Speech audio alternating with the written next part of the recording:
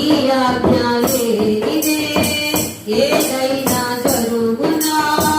నీ కంచె దాటగా శత్రువుకు సాధ్యమా నీ ఆజ్ఞ లేనిదే ఏదైనా జరుగునా నీ కంచె దాటగా శత్రువుకు